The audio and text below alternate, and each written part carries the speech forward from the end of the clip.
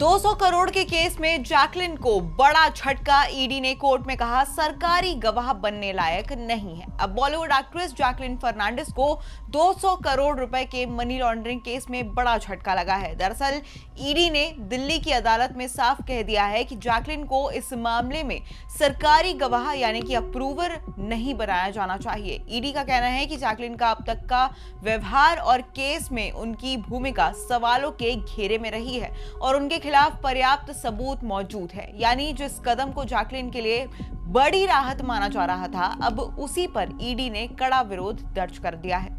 आखिर क्या चाहती थी जैकलिन? दरअसल 17 अप्रैल को जैकलिन फर्नांडिस के वकील ने दिल्ली के पटियाला हाउस कोर्ट में एक याचिका दाखिल की। इस याचिका में कहा गया था कि जैकलिन इस केस में सरकारी गवाह बनना चाहती हैं। सरकारी गवाह बनने का मतलब होता है कि आरोपी जांच एजेंसी के साथ सहयोग करता नजर आएगा और बदले में उसे कानूनी राहत मिल सकती है। अब इस मांग के बाद कोर्ट ने ईडी को नोटिस जारी किया था, लेकिन अब ईडी ने कोर्ट में इस मांग का विरोध कर दिया है।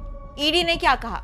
अब ईडी ने अदालत में कहा कि जैकलिन के खिलाफ पर्याप्त सबूत मौजूद है, उनका पिछला आचरण संदिग्ध रहा है और उन्हें इस मामले में राहत नहीं दी जानी चाहिए। ईडी ने कोर्ट से विस्तृत जवाब दाखिल करने के लिए समय भी मांगा है।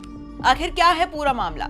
अब ये पूरा केस ठग सुकेश चंद्रशेखर से जुड़ा हुआ है। सुकेश पर आरोप है कि उसने करीब 200 करोड़ रुपए की रंगदारी और ठगी का रैकेट चलाया। उसने कथित तौर पर कई हाई प्रोफाइल लोगों को निशाना बनाया, जिनमें पूर्व रनबैक्सी प्रमोटर्स का परिवार भी शामिल बताया गया। वहीं ईडी की जांच के मुताबिक सुकेश ने अपराध से कमाए गए पैसों से कई महंगे गिफ्ट खरीदे, जो बाद में जैकलिन फर्नांडिस को दिए गए।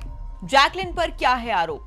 अब ईडी का आरोप है कि जैकलिन को सुकेश से करोड़ों रुपए के लग्जरी गिफ्ट्स मिले हैं। इनमें शामिल बताए जाते हैं महंगी ज्वेलरी, डिजाइनर बैग्स, लग्जरी कारें, महंगे कपड़े और करोड़ों रुपए की अन्य गिफ्ट्स। अब इस पूरे मामले में जांच एजेंसी का कहना है कि ये सब प्रोसीड्स ऑफ क्राइम यानी कि अपराध की कमाई से खरीदे गए थे और इसी आधार पर ईडी ने जैकलिन को आरोपी बनाया है।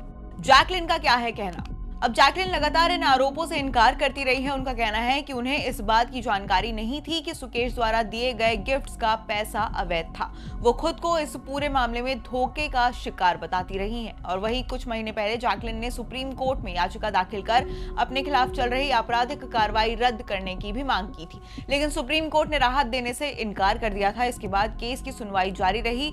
क्या अहम मानी जा रही है जैकलिन की गवाही? अगर जैकलिन सरकारी गवाह बनती है तो उनकी गवाही इस हाई प्रोफाइल केस में बेहद अहम मानी जा रही है, क्योंकि इससे सुकेश के कथित नेटवर्क्स, पैसों के लेन देन और दूसरे लोगों की भूमिका पर नई जानकारी सामने आ सकती है। लेकिन अब ईडी के विरोध के बाद उनकी राह मुश्किल होती हुई दिख रही है। आखिर कौन है सुकेश चंद्रशेखर? सुकेश चंद्रशेखर की बात करें तो वो खुद को बड़ा बिजनेसमैन और राजनीतिक संपर्कों वाला व्यक्ति बताता था, लेकिन जांच एजेंसियों के मुताबिक वो जेल में बैठकर भी करोड़ों रुपए की उगाही और ठगी का नेटवर्क चला रहा था। उसका नाम कई हाई प्रोफाइल विवादों में सामने आ चुका है। यहाँ तक कि जेल से लिखे गए उनके पत्र भी लगातार सुर्खियों में रहे हैं, जिसमें उन्हें कई बॉलीवुड सितारों और नेताओं का जिक्र भी किया था। अब अदालत ईडी की दलीलों और जैकलिन की याचिका पर सुनवाई करेगी। अगर कोर्ट ईडी की बात मान लेती है तो जैकलिन को सरकारी गवाह बनने का फायदा नहीं मिलेगा और फिर उन्हें इस पूरे मनी लॉन्ड्रिंग केस में आरोपी के तौर पर ही ट्रायल फेस करना पड़ सकता है। यानी 200 करोड़ के इस हाई प्रोफाइल केस में जैकलिन की कानूनी मुश्किलें अभी खत्म होती हुई नजर नहीं आ रही हैं।